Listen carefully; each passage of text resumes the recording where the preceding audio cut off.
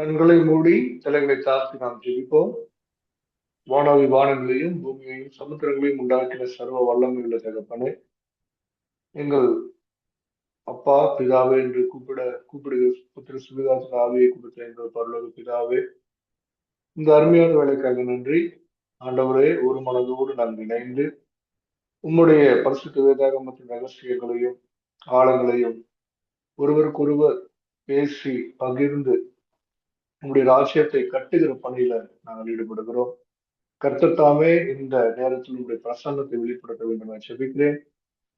Ravine காளிப்பனையாவையும் இணைந்திருக்கிற ஒவ்வொரு போதக பிதாக்களையும் கர்த்தர் நீங்க ஆசீர்வதிங்க, அடியனை ஆசீர்வதிங்க. என்னை மறைத்து நீங்க வெளிப்படுங்க, நீங்க பேசுங்கப்பா. பெரிய காரியம் செய்யுங்க இயேசு நாமத்தினால பிதாவே. ஆமேன், ஆமேன், ஆமேன். கர்த்தருடைய பரிசுத்த நாமத்திற்கு மகிமை உண்டாவதாக.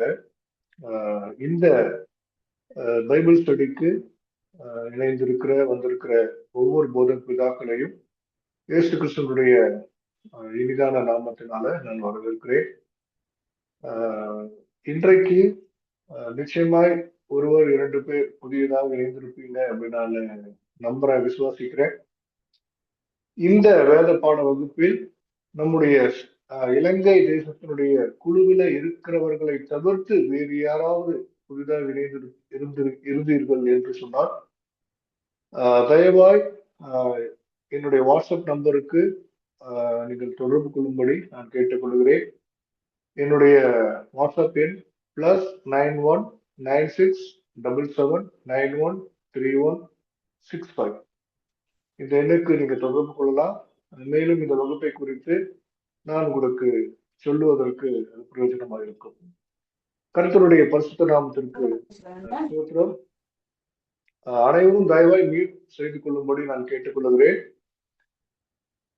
நாம் கடந்த வகுப்பில் இருந்து ஆதியாகமம் 1வது அதிகாரத்தை தியானித்துக் கொண்டிருக்கிறோம், படித்துக் கொண்டிருக்கிறோம். அந்த வகையில் இன்று நாம் 1வது அதிகாரம் வசனம் அது 9வது வசனத்திலிருந்து நாம் தியானிக்க இருக்கிறோம். நம்முடைய தியானம், நம்முடைய இந்த வகுப்பு என்பது சற்று நேரம் செல்லும். ஆகவே அனைவரும் தயவாய் கவனித்து கேட்கும்படி அன்போடு நான் கேட்டுக்கொள்கிறேன். கர்த்தருக்கு ஸ்தோத்திரம். கடந்த வகுப்புல 1வது அதிகாரத்தின் 1வது வசனம் முதல் 8வது வசனம் வரைக்கும் நாம் படித்திருந்தோம். ஆகாய விரிவை தேவன் உண்டு பண்ணி அதற்கு வானம் என்று பெயரிட்டார் என்பதாக நாம் முடித்திருந்தோம். இந்த 1வது அதிகாரத்துல பிதாவாகிய தேவன் நிறைய அவருடைய சிருஷ்டிப்பின் காரியங்களுக்கு அவரே பெயர் வைத்திருக்கிறார் என்பது நமக்கு தெல்ல தெளிவாக எழுதி கொடுக்கப்பட்டிருக்கிறது. இந்த காரியங்களை எல்லாம் தேவன் மோசேயிடம் சொல்லி மோசே தீர்க்கதரிசி நமக்காக எழுதி கொடுத்திருக்கிறார். சரி, இன்றைக்கு 9வது வசனத்திலிருந்து நேரம் நமக்கு அனுமதி கொடுக்குமே என்றால் இந்த முழு அதிகாரத்தையும் நாம் இந்த வகுப்புல நிறைவு செய்ய முற்படலாம்.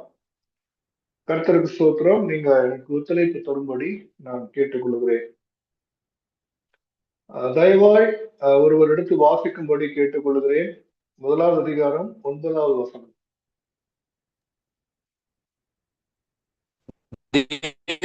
கர்த்தர் பார்வைக்கு அழகும் புசிப்புக்கு நலவுமான சகலவித விருட்சங்களையும் தோட்டத்தின் நடுவிலே ஜீவ விருட்சத்தை நன்மை தீமை. 1வது அதிகாரம் 9வது வசனம். Okay pastor, sorry pastor. பின்பு தேவன் வானத்தின் கீழே இருக்கிற ஜலம் ஓரிடத்தில் சேரவும் வெட்டாந்தரை காணப்படவும் கடவது என்றார். அது அப்படியே ஆயிற்று. போதும் பாஸ்டர். ஆமென். இப்போ கர்த்தருக்கு ஸ்தோத்திரம். Thank you pastor. இந்த வசனத்தை படித்தவர்கள், கவனித்தவர்களை நான் ஒரு சின்ன ஒரு ஃபேண்டசி வேர்ல்டுக்குள்ள கொண்டு போக விரும்புகிறேன். ஒரு சின்ன இமேஜினேஷன் செய்யலாமா? ஒரு சின்ன இமேஜினேஷன் செய்து பாருங்க. இந்த முழு இந்த பூமி பந்தானது தண்ணீரால் நிரப்பப்பட்டிருக்கிறது. முழு பந்தும் நீரினால், ஜலத்தினால் நிரப்பப்பட்டிருக்கிறது. அந்த பந்தை, அந்த பூமி பந்தை நிரம்பி இருக்கிற அந்த ஜலத்தை பார்த்து இந்த 9வது வசனத்துல தேவன் ஒரு கட்டளையை கொடுக்கிறார்.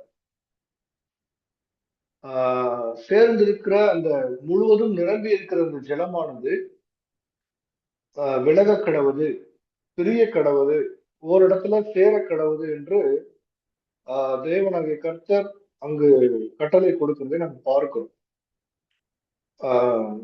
ஒரு படத்தை உங்களுக்கு நான் இப்போது ஷேர் செய்கிறேன். பாருங்க, இந்த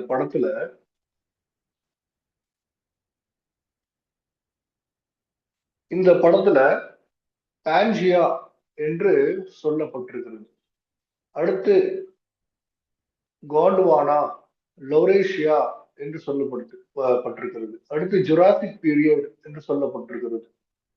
இப்படியாக இன்றைக்கு இருக்கிற 7 கண்டங்கள், ஆசியா, ஆப்பிரிக்கா, ஐரோப்பா, North America, South America, Antarctica, Australia, எல்லா கண்டங்களும் கடைசியாக அந்த படத்துல காட்டப்பட்டிருக்கிறதை நாம் பார்க்க முடியும். இந்த செயல்தான் கான்டினென்டல் ட்ரிஃப்ட் என்று சொல்லி விஞ்ஞானிகள் சொல்லுகிறார்கள். கான்டினென்டல் ட்ரிஃப்ட் என்று சொன்னால் இந்த காலமாக கண்ட மாற்று முறை, அதாவது இந்த இடத்துல சொல்லப்பட்டிருக்கிற இடமானது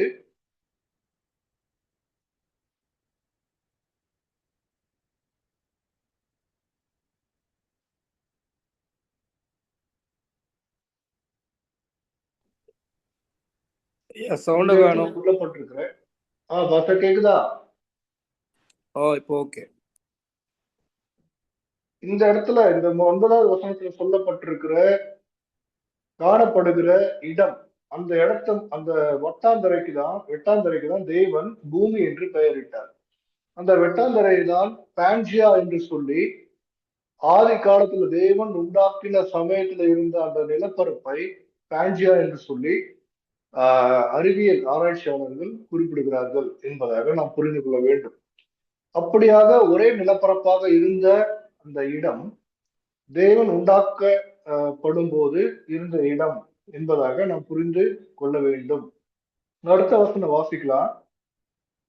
ஒருவர் அடுத்த வசனம் வாசிக்க பாஸ்டர். 10வது வசனம்.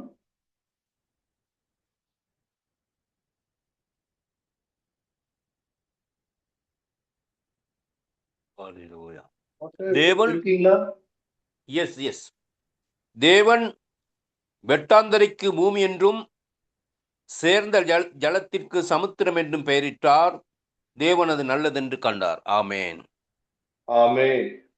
பாருங்க, பூமி என்றும் சமுத்திரம் என்றும் நம்முடைய தேவனாகிய கர்த்தர் தான் பெயர் வைக்கிறார் என்பதாக நாம் புரிந்து கொள்ள வேண்டும். இன்றைக்கு வரைக்கும் இந்த பூமிக்கும் சமுத்திரத்திற்கும் பெயர் வைத்தது யாரு என்பது கண்டுபிடிக்க முடியாத ஒரு விடயமாக இருக்கிறது. எந்த ஆராய்ச்சியாளர், எந்த விஞ்ஞானி இந்த பெயரை வைத்தார்? ஐசக் நியூட்டன் வைத்தாரா, இல்ல அதற்கு முன்பாக இருந்த கலீலியோவா, இல்ல அதற்கு பின்பாக வந்த விஞ்ஞானிகளா, யார் என்று தெரியவில்லை. ஆனால் நம்முடைய பரிசுத்த வேதாகமத்துல இதற்கான விடை இருக்கிறதாக நாம் பார்க்கிறோம். கர்த்தர் மிகவும் பெரியவர், ஆச்சரியப்படத்தக்கவர். பாருங்க, பெயரை வைத்த பிறகு அந்த வெட்டாந்தரையில ஒன்றுமே கிடையாது. அது ஒன்றுமே இல்லாத ஒரு பூமி, ஒரு சாதாரண ஒரு நிலப்பரப்பு. அந்த இடம்தான் ஆதியில பான்ஜியா என்று சொல்லப்பட்ட அந்த நிலப்பரப்பு என்பதை நாம் புரிந்து கொள்ள வேண்டும். அந்த ஒன்றுமே இல்லாத அந்த நிலத்துல தேவன் தொடர்ந்து நாம் வாசிக்கும் போது, படிக்கும் போது, ஒவ்வொரு கிரியைகளை, ஒவ்வொரு சிருஷ்டிப்பையும் அழகாக செய்கிறார் என்பதை நாம் படிக்கிறோம். இந்த வசனத்திலிருந்து நாம் தெரிந்து கொள்ள வேண்டிய நாம் கற்றுக்கொள்ள வேண்டிய ஒரு செய்தி என்னவென்றால், நம் தேவன் ஒன்றுமே இல்லாத சூழ்நிலையில இருந்து நம்மை ஆசீர்வதிக்க வல்லவராய் இருக்கிறார். ஆமென். ஊழியத்தின் பாதையில ஒன்றுமே இல்லை என்றாலும் கூட அழைத்தவர் உண்மை உள்ளவர். அவர் நிச்சயமாய் நடத்தி நம்மை செழிப்பான பாலும் தேனும் ஓடுகிற தேசத்திற்குள்ள கொண்டு போய் சேர்ப்பார் என்பதை இந்த வசனத்தின் மூலியமாய் நாம் செய்தியாய் புரிந்து கொள்ளலாம். அடுத்து 11வது வசனம் வாசிக்கலாம் பாஸ்டர்.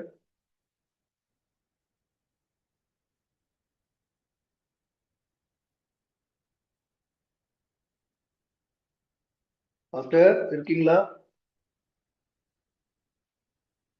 11வது வசனம். Okay pastor.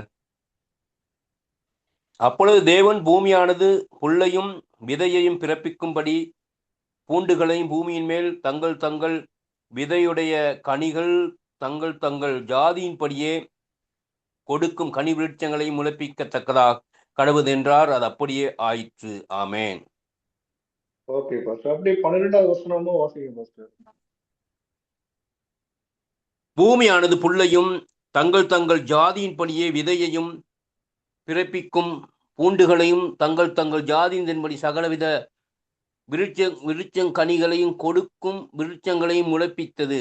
தேவன் அது நல்லதென்று கண்டார். Okay pastor. 13வது வசனம் பாஸ்டர். Okay pastor. சாயங்காலமும் விடிய காலமும் ஆகி 3ஆம் நாள் ஆயிற்று. Okay pastor. தேங்க்யூ போதும் பாஸ்டர். கர்த்தருக்கு ஸ்தோத்திரம். சாயங்காலமும் விடியற்காலமும் ஆகி 3ஆம் நாள் ஆயிற்று. அதற்கு முன்பாக 1ஆம் நாள் ஆயிற்று, 2ஆம் நாள் ஆயிற்று என்று வேதத்துல இருக்கிறது. இந்த 1வது நாள், 2வது நாள், 3வது நாள், 4வது நாள், 5வது நாள் எப்படி கணக்கிடப்படுகிறது? பூமியினுடைய சுழற்சியை வைத்துதான் விஞ்ஞானிகள் இரவையும் பகலையும் கணக்கெடுக்கிறார்கள். 24 மணி நேரம் என்பதாக ஒரு நாளுக்கு கணக்கு இருக்கிறது. என்னை கேட்டுக்கொண்டிருக்கிற தேவசனமே, இன்றைக்கு விஞ்ஞானம் வளர்ந்த காலகட்டத்தில் நாம் இருக்கிறோம். கலீலியோ என்பவர் டெலஸ்கோப்பை கண்டுபிடித்த பிறகு தூரத்துல இருக்கிற நட்சத்திரங்களையும் தூரத்துல இருக்கிற விண்மீன் திரள் கூட்டங்களையும் மற்றும் பல பிளானட்ஸ் கோள்களையும் பார்த்து நாம் வாழுகிற பூமியும் உருண்டை என்பதாக கலீலியோ சொன்னார். அது உருண்டையாக இருப்பது மாத்திரமல்ல, விஞ்ஞானிகள் சொல்லுகிறது என்னன்னா, இரவும் பகலும் பூமி சுழல்வதால் வருகிறது என்பதாக விஞ்ஞானிகள் சொன்னாங்க. இன்னைக்கு நிரூபித்திருக்கிறார். இந்த பூமியின் சுழற்சி தன்னைத்தான் பூமி சுற்றுகிறது என்கிற இந்த விஞ்ஞான ரீதியான விடயம் என்பது இந்த 1வது அதிகாரத்துல நமக்கு சொல்லப்பட்டிருக்கிறது. அது ஒரு மறைபொருளாக இருக்கிறது. எப்படி சொல்றீங்க அப்படின்னு கேட்டீங்கன்னா, 1வது நாள் முடிந்து 2வது நாள் எப்படி வருகிறது? தேவன் அதை எப்படி கணக்கெடுக்கிறார்? பாருங்க, வெளிச்சம் உண்டாக கிடவுது என்றார், வெளிச்சம் உண்டாயிற்று.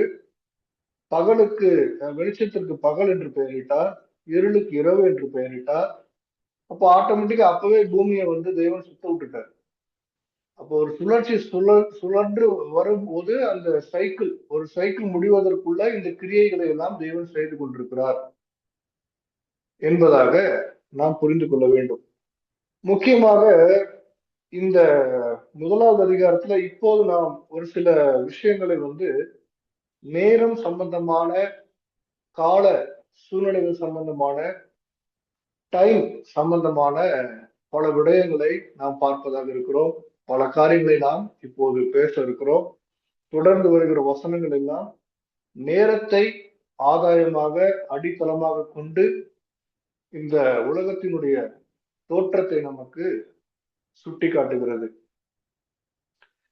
ஆக இந்த பூமி தன்னைத்தான் சுற்றுகிறது என்கிற கான்செப்ட் இந்த 1வது அதிகாரத்திலேயே இருக்கிறது.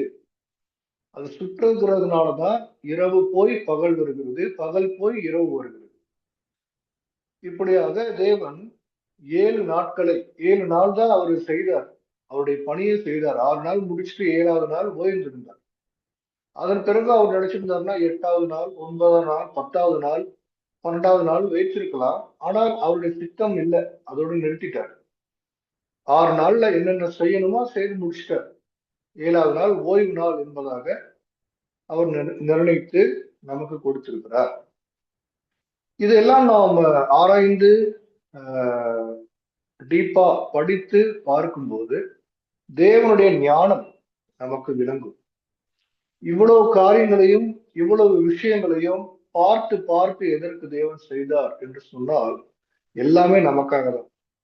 இந்த பூமியில வாழ்கிற மனிதர்களுக்காக தான் தேவன் எல்லாவற்றையும் செய்தார். தேவ தூதர்களுக்கோ அல்லது பிசாசுகளுக்கோ வேற யாருக்காகவும் அவர் செய்யல. கர்த்தருக்கு ஸ்தோத்திரம். அவருக்கு தெரியும் மனுஷனுக்கு ஆக்சிஜன் தேவை, மனுஷனுக்கு நல்ல சுத்தமான நீர் தேவை, உண்ண உணவு தேவை என்பதாக அவர் முன்பாகவே எல்லாமே ப்ரீ பிளான் பண்ணி ஒவ்வொன்றாக படைக்கிறார், ஒவ்வொன்றாக சிருஷ்டிக்கிறார். அதனாலதான் அந்த ஒன்றுமே இல்லாத பேரி லேண்ட், அதாவது ஒன்றுமே இல்லாத ஒரு நிலத்தை பார்த்து தேவன் கட்டளை கொடுக்கிறார். கட்டளை கொடுத்த மாத்திரத்துல அந்த மரித்து போன செத்து போன அந்த மண், அந்த பூமி உயிரடைகிறது என்பதாக நாம் பார்க்கிறோம். 11வது வசனத்திலும் 12வது வசனத்திலும் நாம் அதை தான் படிக்கிறோம். சகல விதமான கனிகளையும் காய்களையும் கீரை வகைகளையும் புற்பூண்டுகளையும் தேவன் முளைக்க கடவுது என்று சொல்லுகிறார், கட்டளை கொடுக்கிறார். அது அப்படியே ஆகுது. இது எப்படி இமேஜின் பண்ணி பார்க்கணும் நம்ம? ஒருவேளை இப்போ நெல்லை நட்டா நெல்லு வளருது, ஒரு செடியை நட்டா மரம் வளருது, விதையை போட்டா விருட்சம் ஆகுது. ஒன்றுமே இல்லாமல் எப்படி தேவன் செய்திருப்பார்? இது ஒரு $1 மில்லியன் கொஸ்டின். ஒருவேளை விதைகளை வேற எங்கேயாவது இருந்து எடுத்திருப்பாரோ அல்லது எப்படி செய்திருப்பார் என்று நாம் யோசிக்கும் போது, அவர் சொன்னால் அவர் சொல்லாகும், அவர் கட்டளையிட நிலை நிற்கும். அவர் சொல்றாரு, அந்த மரித்து போன அந்த ஒன்றுமே இல்லாத அந்த மண் உயிரடைந்து புது ஜீவனை இந்த மண்ணுக்கு கொடுக்கிறது. இதுல நான் புரிந்து கொள்ள வேண்டியது என்னன்னு கேட்டீங்கன்னா, நம்முடைய தேவன் ஜீவனுள்ள தேவன். அவருடைய படைப்புகளும் ஜீவனுள்ளதாய் தான் இருந்தது. அதாவது ஆதியிலே படைக்கும் போது 2வது வசனத்திற்கும் 1வது வசனத்திற்கும் இடைப்பட்ட காலங்கள்ல பல பிரளயம் நடந்திருக்குது. நம்ம போன வகுப்புல படிச்சோம். 2வது வசனத்துல எல்லாமே அழிஞ்சு போச்சு, எல்லாமே செத்து போச்சு. அப்போ இந்த 11வது 12வது வசனத்துல மீண்டும் அதுக்கு ஒரு ஜீவனை தேவன் கொடுக்கிறார். அப்போ மீண்டும் பாவத்துல விழுகிற காலகட்டம் வரைக்கும் தேவன் நோவாவுடைய காலகட்டத்துல ஜலப்பிரளயத்துல அழிக்கிற வரைக்கும் இருந்த பூமி என்பது அது ஒரு வித்தியாசமான கால சூழ்நிலைகளை உள்ளடக்கியதாக இருந்தது, ஜீவன் உள்ளதா இருந்தது என்பதை நான் புரிந்து கொள்ள வேண்டும் என்று நான் விரும்புகிறேன். இப்ப இருக்கிற பூமி அல்ல, அது வேறு விதமான ஒரு பூமியை தேவன் நமக்கு கொடுத்திருந்தார். கர்த்தருக்கு ஸ்தோத்திரம். இன்னைக்கு இருக்கிற பூமியில சாதாரணமாய் சுவாசிக்கிற காற்றிலேயே பல வியாதிகள் வருது, தண்ணியினால பல வியாதிகள் வருது, உணவுகள் கண்டாமினேஷனால நிறைய வியாதிகள் வருகிறது. ஆனால் அன்னைக்கு இருந்த தேவன் படைத்த பூமியில எல்லாமே சுத்தமா இருந்தது, எல்லாமே பரிசுத்தமா இருந்தது. சரி, அடுத்த வசனம் நம்ம வாசிக்கலாம். 14வது வசனம் வாசிக்கலாம் பாஸ்டர்.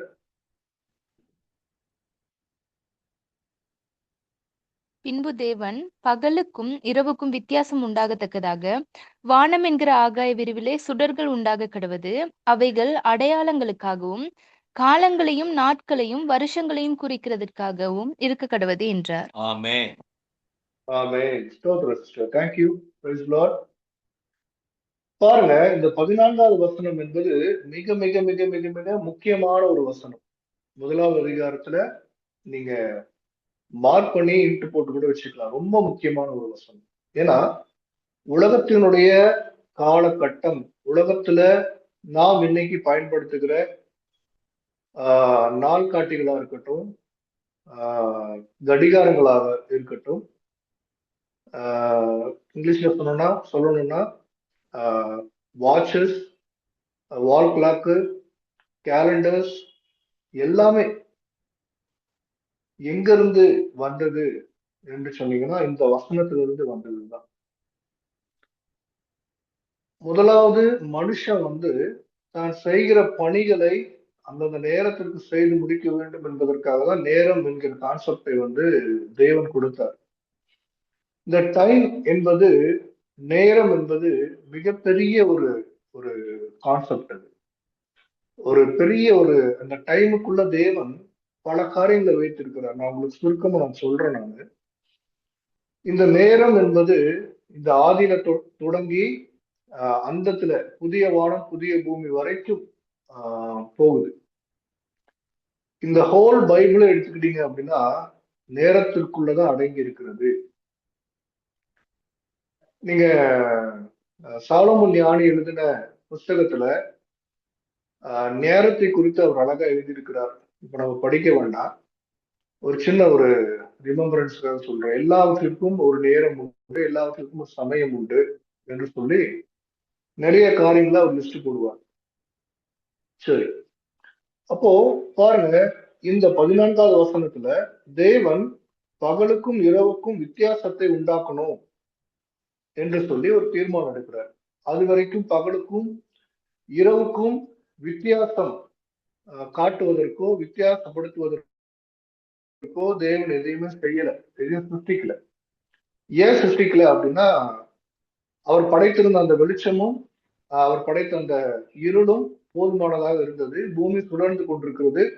வெளிச்சமும் இருளும் பகலும் இரவும் மாறிக்கொண்டு மாறி மாறி வந்து கொண்டே இருக்கிறது. சரி, இது மாறி மாறி வந்து கொண்டே இருக்குது. அடுத்து பூமியில மனுஷனை சிருஷ்டிக்க போறாரு. மனுஷன் எதை கொண்டு கால்குலேட் பண்ணுவான் நேரத்தை என்று யோசிச்சு தேவன் பாருங்க அழகா வெளிச்சத்துக்கு என்ன படைக்கிறாரு? சுடர்களை படைக்கிறார். இரவுக்கு சிறிய சுடரை படைக்கிறார். அப்போ அது எதற்காக படைக்கிறார் என்பதை குறித்தும் கூட அந்த வசனத்திலே அழகா சொல்லப்பட்டிருக்கிறது. அவைகள் அடையாளங்களுக்காக, முதலாவது அடையாளங்களுக்காக, இரண்டாவது காலங்களுக்காக, மூன்றாவது நாட்களுக்காக, நான்காவது வருஷங்களுக்காக. இத்தனை விஷயங்கள் இருக்குது. அந்த வசனத்தை நம்ம சிம்பிளா படிச்சுட்டு போறோம். டீப்பா படிக்கும் போது இது ஒரு மிகப்பெரிய ஒரு விடயத்தை இந்த வசனம் நமக்கு அதற்குள்ள வைத்திருக்கிறது என்பதை நாம் புரிந்து கொள்ள முடியும். பாருங்க, சின்ன ஒரு விளக்கம் நான் உங்களுக்கு கொடுக்க விரும்புகிறேன். அடையாளங்களுக்காக, சரி, அடையாளங்கள் என்று எடுத்துக்கிட்டோம்னா ஒரு சின்ன ஜிஸ்ட் உங்களுக்கு சொல்றேன். இயேசு கிறிஸ்துவுடைய பிறப்பின் போது வானத்துல ஒரு அடையாளம் உண்டானது. அந்த அடையாளத்தை தேவன் நமக்கு வைத்திருக்கிறார். அதே போல அப்போஸ்தலர் 2ஆம் அதிகாரத்திலையும் அப்போஸ்தலர்களால் நடக்கக்கூடிய அடையாளங்கள், அதாவது வானத்தில் நடக்கக்கூடிய அடையாளங்களை நம்ம படிக்க முடியும். இந்த நிலவு சிகப்பு நிறமாக மாறும் கடைசி காலத்துல என்று சொல்லி பரிசுத்த வேதாகமத்துல குறிப்பு இருக்குது. அப்போ சூரியன் மேல ஒரு தேவதூதன் கலச நீரை ஊற்றினான் என்று சொல்லி கூட நம்ம வெளிப்படத்துல வாசிக்கிறோம். அந்த 7 எக்காலங்கள் ஊதப்படும் போது இப்படியாக நிறைய அடையாளங்கள் நடக்கும், வானத்துல நடக்கிற அடையாளங்கள் என்பதாக வசனம் சொல்லுகிறது. அதற்காக தேவன் படைத்திருக்கிறார். இரண்டாவதாக காலங்கள். காலங்கள் நமக்கு தெரியும். என்ன, 1 மணி நேரம், 2 மணி நேரம், 3 மணி நேரம், 24 மணி நேரம். 24 மணி நேரத்தை கணக்கிடுவதற்காக. நாட்கள், 7 நாட்கள். வாரம், வாரத்துக்கு 7 நாட்கள், நாட்களை கணக்கிடுவதற்காக. வருஷங்கள், 365 நாட்கள், ஒரு வருடம். இப்படியாக அந்த வசனம் தெளிவாய் நமக்கு சொல்லுகிறது. இந்த வசனத்தின் அடிப்படையில தான் உலகத்தில் இருக்கிற மிகப்பெரிய ஃபேமஸான கேலண்டர்ஸ் எல்லாம் வந்தது. கிரிகோரியன் கேலண்டரா இருக்கட்டும், ரோமன் கேலண்டரா இருக்கட்டும், இந்திய கேலண்டரா இருக்கட்டும், நம்முடைய தமிழர்களுக்கு என்று ஒரு கேலண்டர் இருக்கு, நாள்காட்டி இருக்குது. பஞ்சாங்க குறிப்புகள் எல்லாம் சொல்லுவாங்க. இப்படியாக நிறைய விஷயங்கள் இந்த வசனத்துல இருந்துதான் ஆதியிலிருந்து தொடர்ந்து இந்நாள் வரைக்கும் பின்பற்றப்பட்டு கொண்டு வருகிறது. சரி, அடுத்த 15வது வசனத்துல அவைகள் பூமியின் மேல் பிரகாசிக்கும்படிக்கு வானம் என்கிற ஆகாய விரிவிலே சுடர்களா இருக்க கடவுது என்றார். அது அப்படியே ஆயிற்று. பிரத்யட்சமாய் நம்ம கண்ணுல பார்க்கிறோமே, பகலை ஆளுவதற்குன்னு ஒரு சுடர்.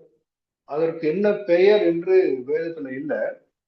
அதற்கு பெயர் சூரியன். அதற்கு சூரியன், சன் என்று யார் பெயர் வைத்தாங்க? அது தேவன் வைக்கல, மனிதன் தான் வைத்திருக்கிறார். மனிதன் தான் வைத்திருக்கிறான். அது எந்த மனிதன் என்று நமக்கு தெரியாது. விஞ்ஞானிகளோ அல்லது ஒருவேளை ஆதாம் வைத்தாரோ நமக்கு தெரியாது. தேவன் பெயர் வைத்த காரியங்களை எல்லாம் நாம் முன்பாகவே பார்த்தோம். 10வது அதிகாரம் வரைக்கும் இருக்குது. அதற்கு பிறகு வருகிற படைப்புகளுக்கு தேவன் என்ன பண்ணல, பேர் வைக்கல. அப்ப அந்த பகலை ஆளுகிற சுடருக்கு சூரியன் என்றும், இரவை ஆளுகிற சுடருக்கு சந்திரன் என்றும் நாம அழைக்கிறோம், பேர் வைத்து அழைக்கிறோம். 2 மகத்தான சுடர்களை தேவன் படைத்தார் என்பதாக தெளிவாக எழுதப்பட்டிருக்கிறது. இந்த 2 மகத்தான சுடர்களை நாம் டெய்லி பார்க்கிறோம். இதிலே தேவனுடைய சிருஷ்டிப்பின் கிரியைகள், ஞானம் நமக்கு விளங்கும். உண்மையாகவே வேதத்தை, பரிசுத்த வேதாகமத்தை உணர்ந்து படிக்கிறவர்கள் இந்த உலகத்தை உண்டாக்கின ஒரு தேவன் இருக்கிறார், அவர் ஒரே மெய்யான தேவன் என்பதை இருதயத்தில் ஏற்றுக்கொண்டு நிச்சயமாய் அவர்களால் ரட்சிப்பின் அனுபவத்தை பெற்றுக்கொள்ள முடியும். இந்த 1வது அதிகாரம் என்பது ரட்சிப்புக்காகவும் ஞானஸ்நானத்திற்காகவும் தேவனுடைய பாவ மன்னிப்புக்காகவும் நாம் புதிய ஏற்பாட்டை நம்ம படிக்கிறோம். புதிய ஏற்பாடு நம்ம போக வேண்டாம். இந்த 1வது அதிகாரத்தை கூர்ந்து கவனித்து நாம் படித்து மற்றவர்களுக்கு படிப்பித்தோமே ஆனால், மற்றவர்களுக்கு நாம் கற்றுக் கொடுத்தோமே ஆனால், இதுலயே ரட்சிப்பின் காரியங்களை தேவன் அழகா வைத்திருக்கிறார். என்னை கேட்டுக்கொண்டிருக்கிற தேவ சனமே, இந்த 1வது அதிகாரத்தை சரியாக உள்வாங்கிக் கொண்டு புரிந்து கொண்டாலே போதும். பிதா, குமாரன், பரிசுத்த ஆவியாகிய திரியேக தேவனை ஒருவர் நிச்சயமாய் ஏற்றுக்கொள்வார். தேவனுடைய சித்தம் நிச்சயமாய் அவருடைய வாழ்க்கையில நிறைவேறும். கர்த்தருக்கு ஸ்தோத்திரம். தெளிவாக இருக்குது. சிறிய சுடர், பெரிய சுடர், மகத்தான சுடர் மற்றும் நட்சத்திரங்கள் என்றும் சொல்லப்பட்டிருக்கிறது. நட்சத்திரங்களையும் தேவன் என்ன பண்ணாராம்?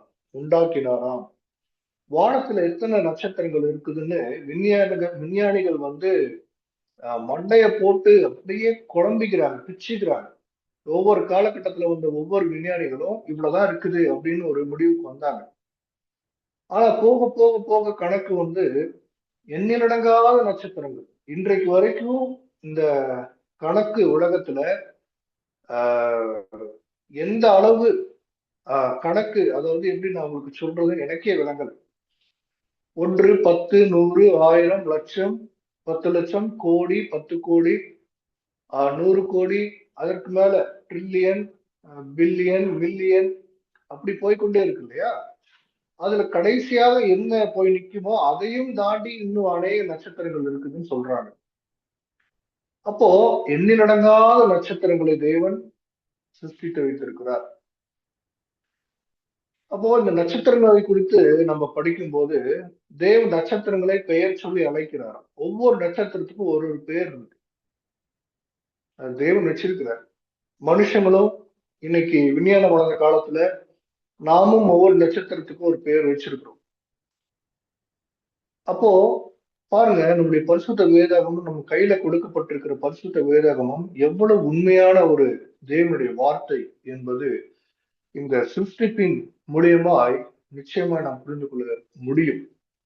இவ்வளவு விஷயங்களையும் புரிந்து படித்து தேவனை மறுதலிக்கிறவங்க நிச்சயமா அவங்க என்ன சொல்றது, பிசாசினுடைய கிரியைகளுக்குள்ள இருக்கிறாங்க, அறியாமையில இருக்கிறாங்க என்பதை தான் நாம் புரிந்து கொள்ள வேண்டும். சரி, அடுத்து அவைகள் பூமியின் மேல் பிரகாசிக்கவும். 17வது வசனம் ஒரே வசனம் தான், சின்ன வசனம் தான். ஆனா அந்த முழு சிருஷ்டிப்பின் சாராம்சம் பத்தியும் நமக்கு சொல்லிடுச்சு. எதுக்கு இதெல்லாம் படைக்கிறாரு?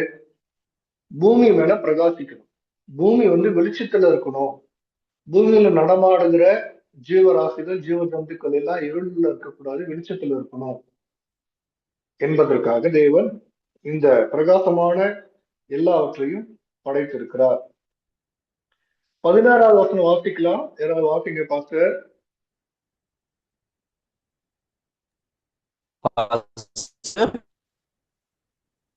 தேவன் 18 பகலையும் இரவையும் ஆளவும் வெளி- வெளிச்சத்துக்கும் இருளுக்கும் வித்தியாசம் உண்டாக்கவும் தேவன் அவைகளை வானம் என்கிற ஆகாய விரிவிலே வைத்தார். தேவன் அது நல்லது என்று கண்டார். ஓகே, சாயங்காலமும் விடியற்காலமும் ஆகிய 4ஆம் நாள் ஆயிற்று. 4ஆம் நாள் ஆயிற்று. ஓகே பாஸ்டர், போதும் பாஸ்டர். பாருங்க, இதுல நான் உங்களுக்கு சொல்ல வருகிற விஷயம் என்னன்னு கேட்டீங்கன்னா, தேவன் அது நல்லது என்று கண்டார். அவர் சிருஷ்டிக்கிற சிருஷ்டிப்புல எந்த குறையுமே இல்லை, அருமையா இருக்கு, நல்லா இருக்கு. அதனால அவர் நல்லது என்று கண்டார். அவர் பார்க்கும்போது பர்ஃபெக்டா இருக்கு, பூமி மேல வெளிச்சத்தை கொடுக்குது, சிறப்பா இருக்கு, நல்லது என்று அவர் புரிந்து கொள்கிறார். ஒரு திருப்தி அவருக்கு, தேவனுக்கு ஒரு நல்ல ஒரு மனநிலை உண்டாகிறது. அடுத்து 20வது வசனத்துல பின்பு தேவன் மீண்டும் ஜீவ ஜந்துக்களையும் பூமியின் மேல் வானம் என்கிற ஆகாய விரிவிலே பறக்கும் பறவைகளையும் ஜலமானது திரளாய் ஜனிப்பிக்க கடவுது என்றார். இந்த வசனத்தை பொறுத்த வரைக்கும் 2வது அதிகாரத்துல நாம் வாசிக்கும் போது தேவன் மண்ணினாலதான் பறவைகளையும் படைத்தார்னு வரும். இந்த வசனத்தை பொறுத்த வரைக்கும் ஒரு சில வேத வல்லுநர்கள் என்ன சொல்றாங்க, ஆராய்ச்சியாளர்கள் என்ன சொல்றாங்கன்னா, இதுல ஒரு சில பிழைகள் இருப்பதாக கருதுகிறார்கள். ஏன் என்று கேட்டீங்கன்னா, ஜலமானது எப்படி ஒரு ஜீவனுள்ள ஒரு பொருளை உண்டாக்கும் என்பதுல ஒரு மிகப்பெரிய ஒரு கான்ட்ரவர்சி இருக்குது. ஆகவே இது ஜலமானது திரளாய் ஜனிப்பிக்க கடவுள். ஜனிப்பித்தல் என்று சொன்னா, போன வகுப்புல ரவன் பாஃப்டையா சொன்னாங்க, காளியப்பனையா ஜனிப்பித்தலை பத்தி நம்ம படிச்சோம். ஒரு சில கொஞ்சம் விஷயங்களை நம்ம தியானிச்சோம். ஜனிப்பிக்கிறதுனா பிறக்கிறது, பெற்று எடுக்கிறது, டு கிவ் பர்த் என்பதாக ஆங்கில வேதாகமும் நமக்கு சொல்லுகிறது. அப்படி பார்க்கும்போது பிராக்டிக்கலா இது இந்த வசனத்துல ஒரு சில டிரான்ஸ்லேஷன் பிழைகள் இருப்பதாக ஆதாரத்தோடு உறுதியாக சொல்றாங்க. ஆனாலும் இதை எப்படி புரிந்து கொள்வது என்று சொன்னால், 2வது அதிகாரத்துல இதற்கான விளக்கம் நமக்கு இருக்குது. 2ஆம் அதிகாரம் படிக்கும் போது நாம் இந்த வசனத்தை நினைவு கூர்ந்து நான் உங்களுக்கு சொல்றேன். சரி, அடுத்து 21வது வசனத்துல தேவன் மகா மச்சங்களையும் ஜலத்தில் தங்கள் தங்கள் ஜாதியின்படியே திரளாய் ஜனிப்பிக்கப்பட்ட சகலவித நீர்வாழும் ஜந்துக்களையும் சிறகுள்ள ஜாதி ஜாதியான சகலவித பட்சிகளையும் சிருஷ்டித்தார். தேவனது நல்லது என்று கண்டார். இங்க தேவனே சிருஷ்டிக்கிறார். நீர்வாழும் ஜந்துக்களையும் சிறகுள்ள ஜாதி ஜாதியான சகலவிதமான பட்சிகளையும் பறவைகளையும் தேவன் சிருஷ்டிக்கிறார். இதுல ஒவ்வொரு சிருஷ்டிப்பிற்கும் அதோடைய சரீரமானது ஒவ்வொரு விதமாக சிருஷ்டிக்கப்பட்டிருக்கிறது. மனுஷனுடைய சரீரம் என்பது அது வேறு விதமானது, விலங்குகளுடைய சரீரம் அது ஒரு வேறு விதமானது, பறவைகளுடைய சரீரம், பறவைகளை நீங்க பிடித்து அதை நீங்க சரீரத்தை தொட்டு உணர்ந்து பார்க்கும்போது ரொம்ப மென்மையா இருக்கும். எப்படியாவது பூச்சிகளை எடுத்துக்கோங்க, புழுக்கள் எடுத்துக்கோங்க, ஒவ்வொரு உயிரினத்திற்கும் ஒவ்வொரு விதமான சரீரத்தை தேவன் படைத்திருக்கிறார். மென்மையானது தேவனுடைய சிருஷ்டிப்பு. இப்படியாக ஜாதி ஜாதியாக வித்தியாசமான காரியங்களை தேவன் சிருஷ்டிக்கிறார் என்பதாக இந்த 21வது வசனம் நமக்கு சொல்லுகிறது. 22வது வசனத்துல பாருங்க, தேவன் அவைகளை ஆசீர்வதித்து நீங்கள் பழுகி பெருகி சமுத்திர ஜலத்தை நிரப்புங்கள் என்றும் பறவைகள் பூமியில் பெருக கடவுள் என்றும் சொன்னார். கர்த்தருக்கு ஸ்தோத்திரம். இந்த வசனத்தின் மூலியமாக நாம் புரிந்து கொள்ள வேண்டியது 2 விஷயம். ஒண்ணு, தேவனுக்கு ஆசீர்வதிப்பது ரொம்ப பிடிக்கும். ஆசீர்வாதம் என்பது நமக்கு மாத்திரமல்ல, மனிதர்களுக்கு மாத்திரமல்ல, எல்லா ஜீவராசிகளுக்கும் உரித்தான ஒரு விஷயம் இந்த வசனத்தின்படி. ஏன்னா அதற்கும் ஒரு வாழ்க்கை இருக்குது, அதற்கும் துணையை தேவன் கொடுத்திருக்கிறார், அதற்கும் ஜெனரேஷன்ஸ் இருக்குது. இந்த வசனத்தின்படி நான் சொல்லுகிறேன். ஆக அது பழுகி பெருகணும், பூமியை நிரப்பணும் என்பதாக தேவனுடைய சித்தம் இருக்கிறது.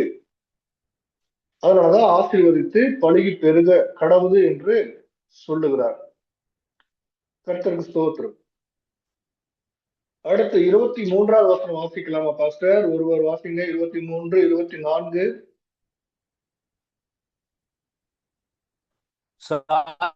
சாயங்காலமும் விடிய காலமும் ஆகிய 5ஆம் நாள் ஆயிற்று. பின்பு தேவன் பூமியானது ஜாதி ஜாதியான ஜீவ சந்துக்களாகிய நாட்டு மிருகங்களையும் ஊர் பிராணிகளையும் காட்டு மிருகங்களையும் ஜாதி ஜாதியாக பிறப்பிக்க கடவுது என்றார். அது அப்படியே ஆயிற்று. ஆமேன். ஆமென். ஸ்தோத்திரம். இப்ப இந்த 1வது அதிகாரத்திற்கும் 2வது அதிகாரத்திற்கும் இந்த ஒரு காலத்துல வேதம் எப்படி இருந்ததுன்னு கேட்டீங்கன்னா, இந்த அதிகாரமாகவோ வசனமாகவோ இல்ல, ஒரே ஒரு ஃபுல்லா ஒரு பேஜ் எடுத்துக்கிட்டீங்கன்னா, ஒரு புஸ்தகம் இருக்குது அப்படின்னா தொடர்ந்து இருக்கும், அதுல கண்டினியூட்டியா இருக்கும். அதுல நம்பர்ஸ் கிடையாது, அதிகாரம் கிடையாது, வசனங்கள் பிரித்தெல்லாம் இல்லை. அப்படி இருந்த அந்த வேதத்தை காலங்கள் மாற மாற மாற புரிதலுக்கு ஒரு சரியான புரிதல் ஏற்படுத்தப்பட வேண்டும் என்பதற்காக அதிகாரங்களாக வசனங்களாக பிரித்தாங்க. அப்படி பிரிக்கும் போது ஒரு சில அந்த என்ன சொல்றது, வருகிற இடத்துல இப்போ 1வது அதிகாரத்திற்கும் 2வது அதிகாரத்திற்கும் இருக்கிற வசனங்கள், ஒரு சில வசனங்கள் மாறுபாடா இருக்கிறது என்பதாக கூட வேத வல்லுநர்கள் சொல்றாங்க. சரி, அப்படி இருக்கும்போது பாருங்க, இங்க 24வது வசனத்துல இப்ப 23ல 5 நாள் முடிஞ்சிருச்சு. அந்த சுழற்சின்றதுதான் ஒரு நாளை குறிக்குதுன்னு சொன்னா இல்லைங்களா? அந்த சுழற்சி ஒரு சுழற்சி சுழல்வதற்குள்ள ஆண்டவர் இந்த நேரத்துல அது சிருஷ்டிக்கிறார். அப்போ 24வது வசனத்துல ஜாதி ஜாதியான ஜீவ ஜந்துகளாகிய நாட்டு மிருகங்களை இங்கதான் சிருஷ்டிக்கிறார். நாட்டு மிருகங்களையும் ஊரும் பிராணிகள்னா என்ன? பாம்பு, பல்லி, பூரா, தேளு, கரப்பாம்பூச்சி எல்லாமே தான். சின்ன எறும்புல இருந்து எல்லா ஊரும் பிராணிகளையும் தேவன் சிருஷ்டிக்கிறார். காட்டு மிருகங்களை சிருஷ்டிக்கிறார். காட்டு மிருகங்கள் சிங்கம், புலி, கரடி, யானை எல்லாமே இப்படியாக சிருஷ்டித்து ஜாதி ஜாதியாக சிருஷ்டிக்கிறார். ஜாதி ஜாதியானா அந்த இனம், சிங்கம்னா சிங்கம் இனத்துல என்னென்ன இருக்குதோ அதையெல்லாம் சிருஷ்டிக்கிறார். புலினா புலி இனத்துல என்னென்ன இருக்குதோ அதெல்லாம் சிருஷ்டிக்கிறார். இப்படியாக எத்தனை விதமான சிருஷ்டிப்புகள் இருந்திருக்குது. ஒரு வரலாற்று ஆய்வாளர்கள் சொல்றாங்க, தேவன் ஆதியில சிருஷ்டித்த பல உயிரினங்கள் இன்னைக்கு பூமியில இல்லை. மமூத் என்று சொல்லக்கூடிய ஒரு விதமான ஒரு அழகான ஒரு யானை இனம் அது நீங்க இந்த ஆங்கில படம், ஒரு அனிமேஷன் மூவி ஒன்று ஐசேஜ்னு சொல்லி ஒரு படம் வந்திருந்தது. அந்த படத்துல அந்த மமூத் யானை வரும். சிகப்பு கலர்ல உடலெல்லாம் ரோமம் இருக்கும், நீண்ட ஒரு தந்தம் இருக்கும், பார்க்கவே அழகா இருக்கும் அந்த யானை. அந்த இனம் இப்போ பூமியில இல்லை. இப்படியாக நிறைய இனங்கள் தெய்வன் படைத்த இனங்கள் அழிஞ்சு போச்சு. அந்த ஜலப்பிரளயத்திற்கு முன்பாகவே நிறைய இனங்கள் அழிந்து போய்விட்டது என்று சொல்றாங்க. இதுல டைனாசரஸும் அடங்கும். டைனாசரஸை பத்தி குறிப்பு எங்க இருக்கு பைபிள்ல அப்படின்னு கேட்டீங்கன்னா, இங்கதான் இருக்கு. படைத்திருக்கிறார், பலவிதமான மிருகங்களை படைத்திருக்கிறார். ஆனால் அதெல்லாம் என்ன ஆயிடுச்சுன்னா ஒரு காலகட்டத்துல அழிந்து போயிடுச்சு. சரி, நான் நிறைவு செய்ய விரும்புகிறேன். இன்னும் ஒரு 2-3 வசனங்களை வாசித்து நாம் நிறைவு செய்யலாம். ஐயா, டைம் எடுத்துக்கிட்டோமா இல்ல இந்த சாப்டர் முடிச்சுட்டுமா பாஸ்டர்? இல்ல இன்னும் 2-3 வசனத்தை நிறுத்திடலாமா?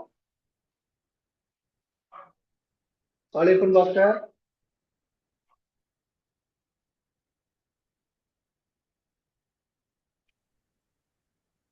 பாஸ்டர், இன்னும் 2-3 வருஷம் காளியப்பன் தான் இருக்கு. பாஸ்டர், 2ஆம்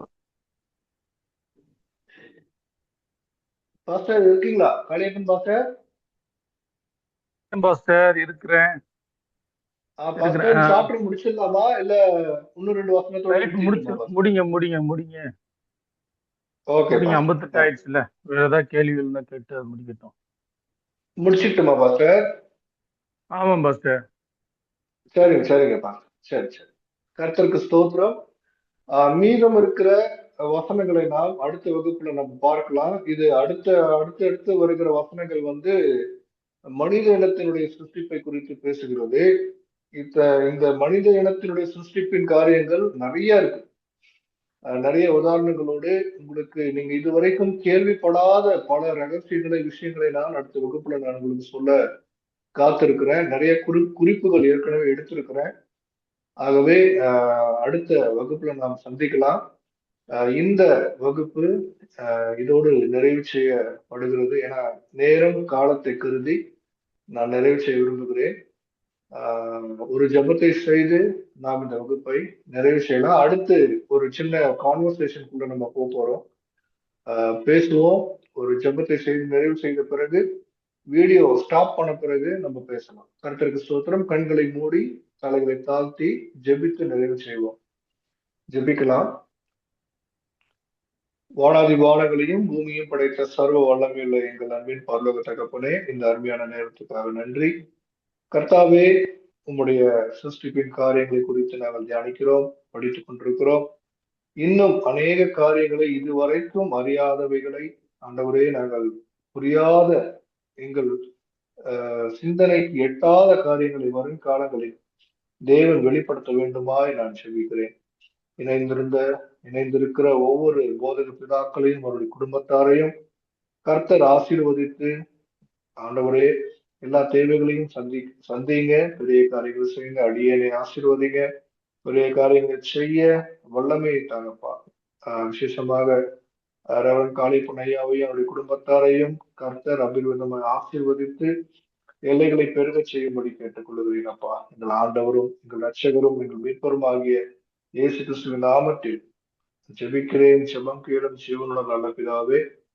ஆமென்.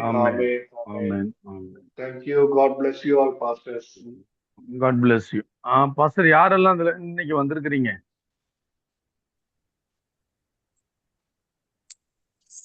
பாஸ்டர், நான் வந்திருக்கேன்.